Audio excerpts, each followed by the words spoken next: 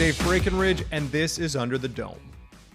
2021 could go down as the year Premier Jason Kenney would like to forget. Amid an ever-evolving COVID-19 pandemic, he has faced leadership challenges from within his own party, culminating this week in a poll that says 2/3 of Albertans want to see a leadership review, and 60% suggest they'd like to see him step down. Amid all this, former leadership rival Brian Jean has returned to the political scene, claiming his goal is to see Kenney ousted as leader. All that today and more on Under the Dome. My guests today, Rick Bell, columnist for the Calgary Sun, and Tyler Dawson, Alberta correspondent for the National Post. How's it going, guys? Great. It's going great. Awesome. It's a beautiful snowy day here in Edmonton. It's finally arrived. Now, speaking of winter being everyone's discontent, we are kind of at the end of a tumultuous year in Alberta politics. We have seen some ups and downs for the Premier, some of it related to COVID-19, some of it related to his government's other policies. And it's all kind of culminated in a state of unpopularity for Alberta Premier Jason Kenney and, by default, the UCP. And we see that in a new poll that's out, commissioned by Post Media from Leger Marketing, that basically says the NDP is still in front. This is a trend that we've seen through the year, where the NDP has been leading the UCP in voter intention. Right now, the current lead among all voters is about 9%. If you look at decided voters, the NDP is leading the UCP by 11%. Now, I should note, though, that things are looking a little better for the UCP, at least if you look at those two numbers, that the lead between the NDP and the UCP has narrowed. Rick, when you look at this poll, do you get a sense that things are a little rosier now for the UCP? No. A lot of this change is 2 or 3 or 4 points when you have a margin of error poll that is 2 or 3 or 4 points. So I wouldn't get too excited until we start seeing the numbers go down quite a bit. Mm-hmm. And the trend of being behind everywhere in Alberta, in Calgary, for instance, still being behind, I think is very significant as well. And, the dislike for the Premier. I mean, people, there's a bit of a silver lining that says 6 out of 10 Albertans want him to resign. If you look at the UCP numbers, the people who identify as UCP voters, still more of them don't want him to resign than want him to resign. So that's a bit of the silver lining there. Mm-hmm. But I don't think he's in any way out of the woods yet. And to the degree that he's depending on the economy to get him going, yes, there's been a lot of announcements, but there's a lot of inflation. My life hasn't changed at all except for the worse, but, that's no surprise. And so I don't see that as happening yet. Yeah. And we've Tyler, got like you say, we've got a long way to go. But we have all this tumultuous stuff that's happening in the background, which has added up to the square root of squat until now. But at least thankfully now we have one last chance to roast somebody's chestnuts over the open fire. Yeah, Tyler, I mean, looking at this poll, one of the things that kind of struck me was the idea that, the NDP lead isn't as big as it had been in previous polls this year. Like, they had at one point had a fairly wide lead in voter intention over the UCP. Is the fact that you're seeing a lot of people kind of park their vote, or say that if an election were held today, they wouldn't vote for the UCP. About 10% of people say they'd vote for the Wild Rose Independence Party, which for a lot of people is kind of an unknown entity or kind of a fringe entity. Do you get the sense that we're kind of seeing the beginning of a new burgeoning conservative party in Alberta, or are these people just frustrated and will probably come back to the UCP in 18 months when we actually get an actual election? Or is this something that Jason Kenney needs to worry about? I don't think he needs to worry about it particularly. We sort of go through this song and dance every couple of years. Like, we're doing it with the Maxime Bernier thing with the People's Party. We did it a little bit with the Maverick Party. We had Derek Fildebrand's Freedom Conservative Party a few years back. Alberta hasn't elected an actual separatist since, I think, Gordon Kessler would have been in like 1983 or something like that. And that was in one riding in Olds Didsbury, I think. So could there be a bit to the right of Jason Kenney that's mad about him? Could they start their own party? That, I think, is actually feasible. But the Wild Rose isn't just the Wild Rose Redux. It's also a separatist party. And the appetite for that has not materialized in a way that separatists have been predicting for like 40 years. So no, I don't think we need to be that worried about it. Paul Hinman, the leader of that party, is running in a by-election in Fort McMurray. I mean, he's likely to get absolutely stomped. I couldn't even name another person that's affiliated with that party. Like, who else is there in the entire province who might be of interest to voters? So no, I mean, they're going to coalesce behind Jason Kenney, because at the end of the day, the alternative is that Rachel Notley wins the next election. Yeah. Although, you say that they'll coalesce behind Jason Kenney, there is a lot of talk right now about the idea that, either we need to have a leadership review, let party members vote on Jason Kenney's leadership, or he needs to go. And this poll that we had from Leger addressed some of that. And if you look at the results, you have about 2/3 who say he deserves a leadership review. He's going to get one in the spring. I know there were some conservative constituency associations that wanted one sooner. And then about 60% say they want him to resign. Now, obviously, as Rick said, not all of these people are conservative voters, but is this a sign that, things may get worse for him over the next 4 months until we get this leadership review, that perhaps there will be a growing chorus of people who want him to go? Or as Rick said, because it's a minority of conservative voters, that maybe this will just go away? Tyler, what do you think about that? Well, I think it's hard to say whether or not this is going to go away. It's really going to depend, sort of what Rick hinted at with the economy, and whether or not people sort of feel the economy starting to improve. It's also very easy, I think, in a poll to ask whether or not someone should resign, and for people to say, yes, of course, this person should resign, I don't like them. It's a lot harder to make that happen. And once you sort of get into the actual election season, it's a lot harder to start saying, my guy should go. And because then you run up to the other question, which is, who's going to replace them? And so, I mean, it's just one of those things that has been going on for the last 8 months or so, where there's all this smoke and very little fire at the end of the day, is sort of where I come down on it, I think. And I see Rick nodding, so he might well agree with me on that. Well, yeah, Rick, what are your thoughts about those numbers? The 66% say, yeah, let's give him a leadership review, and the 60% who say, time to go. Remember, if we look at past premiers, at least the ones that I've covered, Getty was pushed out by the party, or at least the luminaries of the party. Ralph was pushed out by the party. Stelmach was pushed out by his MLAs and probably some of the higher ups in the party.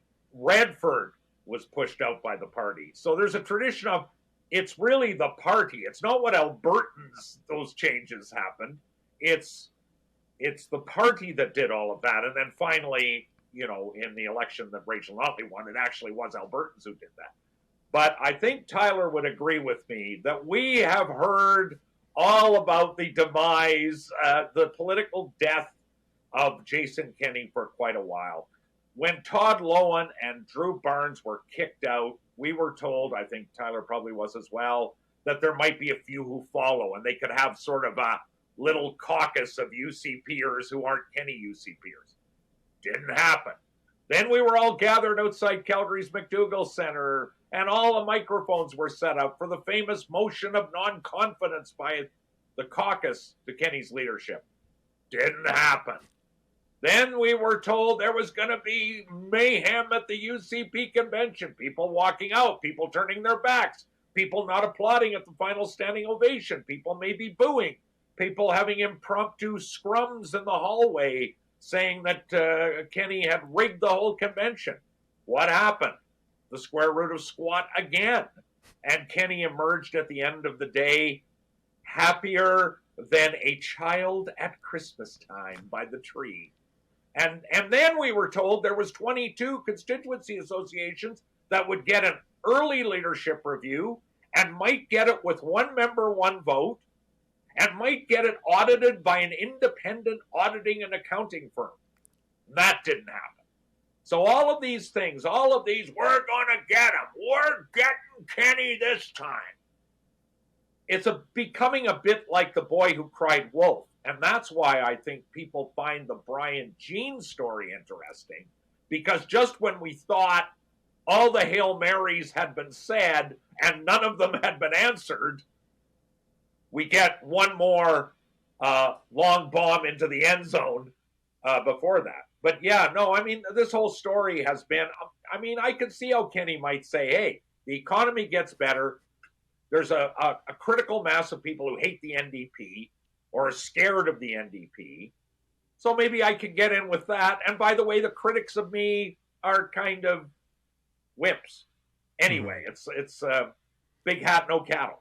Well, I mean, you raise an interesting point there with, in amongst all of this comes Brian Jean. And Brian Jean, as we all know, the former Wild Rose leader, ran against Jason Kenney in the UCP leadership and then kind of went away when he lost. And he's come back now. He's spoken out against Jason Kenney's leadership. He figures Jason Kenney needs to go. And he decided he was going to devote his political life now to making sure that happened. And that came to a head over the weekend when he won the UCP nomination for the by-election in Fort McMurray-Lac La Biche. Do these flagging numbers for Jason Kenney, the unpopularity, not just of the party, but of him as a leader, do they play into Brian Jean's hands at all, Rick? Or do you get a sense that, there's a small segment who might rally behind him, but ultimately, Jason Kenney has the political machine to fend off this kind of political assault on his leadership? Well, I talked to Brian yesterday, and he was on his way. He was 20 minutes north of Calgary when I got a hold of him. I believe he's in Calgary now, and he's going back to Edmonton, Fort McMurray in a couple of days. He seems to be very convinced that he is going to beat the Bushes. He is going to sell memberships in advance of the leadership review to push Jason Kenney out. Now, again, whether this happens, whether this doesn't happen, we don't know. But he's actually not just saying, hey, I'm the UCP candidate for Fort McMurray-Lac La Biche, and I want Kenney out. And I'm just going to stand on that when I run in the by-election. If I win the by-election, that'll send a message to the premier. No, he also has this parallel campaign, which is not confined to Fort McMurray, in which he is selling memberships and talking to people and trying to get his own kind of machine going to go up against the premier.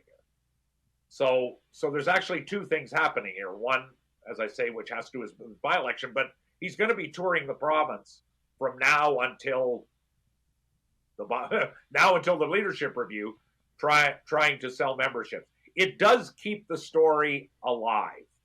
The story sort of faded to some degree when we found out what the leadership review was like and all those previous non-events where there were supposed to be things happening. Tyler, I think the people who don't like Kenney are clinging to this last attempt. But yeah. Kenney is a masterful campaigner, as you know. So now it's the end of December, end of the year. The both of you have had year-end interviews with Premier Kenney. Looking at the totality of the year, there are some factors that have played into his popularity that are kind of his own making. There are people both on the left and the right who have been unhappy about how he responded to the COVID-19 pandemic. There are some issues that are kind of outside of his control, like the economy, and then how members of his own party have behaved in relation to the pandemic. I think back all the way to the beginning of the year, which feels like a lifetime ago, with Aloha Gate and all of these MLAs traveling overseas and to sunnier climes when all of us were kind of obeying the guidelines. And I'm just curious if, in either of your interviews with the premier, if he has a sense of ownership of some of his own failings, and also how he is prepared to handle some of those issues that aren't in necessarily his control. Tyler, what about for you? When did he address any of those concerns with you? A little bit, yeah. I mean, I asked him if he had any regrets, and his big regret seems to be sort of that mid-August period when the fourth wave was really sort of kicking off, and the province had tried to transition to endemic instead of pandemic management, and there's a lot of criticism for sort of the slowness of that response. So yeah, he did sort of say that was something that he had to own, and thought he made a mistake with some of that. Of course, the criticism of that is that he hasn't really said he got it wrong when they tried to open for summer at the start of the summer. And those two issues, I think, in sort of the public's mind, certainly in journalists' minds, are very sort of inextricably linked. In terms of things outside of his control that he talked about, I asked him a little bit about what you do about the segment of the population that, either doesn't believe COVID's real, isn't going to get vaccinated, that sort of crowd. And to some extent, he just sort of threw up his hands and said, he's like, I don't really know what you can do to convince those people at this point. And so what his focus more is on is making sure that sort of the broad mainstream of the Alberta public is on board with what measures are in place. So not the economy or something like that, but that is an example, I think, of one of those things that's been a little bit outside of his control throughout this. Yeah. Rick, what about for you? Like the idea that there's a personal dislike of the premier and the decisions he's made, does that kind of register with him, or does that weigh on him at all? No. Simple answer.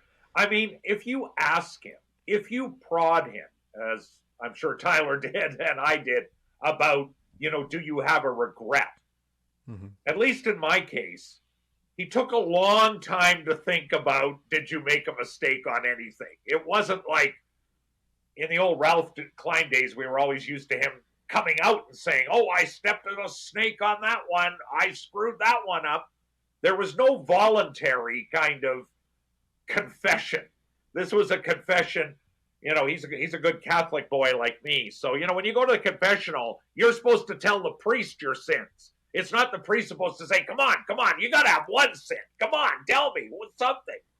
And so I didn't feel that I think he feels that he's done well given the quote unquote challenges he's faced. I don't know how Tyler feels about that, but he didn't seem, doing a real deep think on his, various shortcomings, or whether the people who are dissenters in his own party really have something to say, or I don't think there was any sort of deep, sort of Oprah Winfrey confession moment.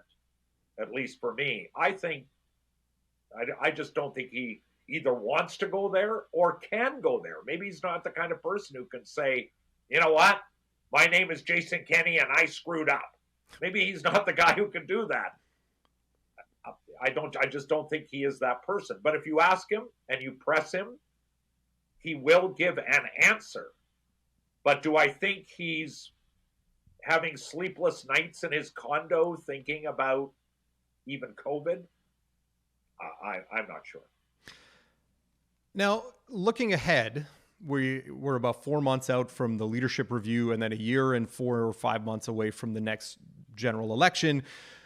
In the last couple of weeks since the UCP AGM, one of the things that I've noticed is that there's a lot of talk about the positive. There's a lot of talk about, economic indicators, jobs, and then even this week, even though it hasn't been a positive for his government, they've admitted mistakes on the curriculum rewrite, and they say, we're going to listen to Albertans, we're going to get it right, we're going to fix it. Rick, do you get a sense that this is going to be the messaging from the premier and the government over the next 3 or 4 months, that things are good, the economy's good, we're doing good things for Albertans, we're going to try, I've even heard talk that there could be a balanced budget in this budget, which is something that a lot of Alberta voters look to from their governments.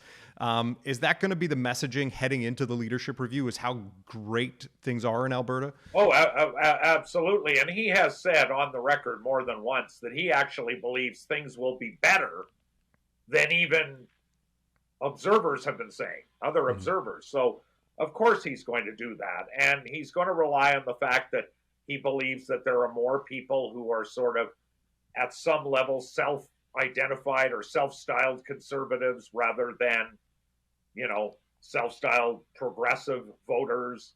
And I think he's going to play on that. I mean, whether it's successful or not, whether the economy does rebound, I think hydrogen announcements are not going to cut it when as Tyler said, the price of bananas is going up.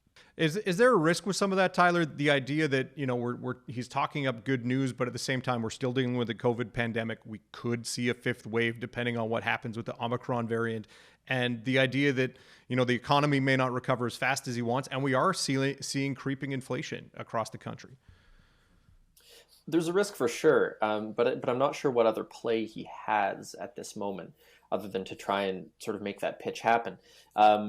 Because I think people do sort of want to hear good news and that there's a light at the end of this tunnel. The other thing that I think is sort of important to keep in mind here is the New Democrats have been a pretty effective opposition.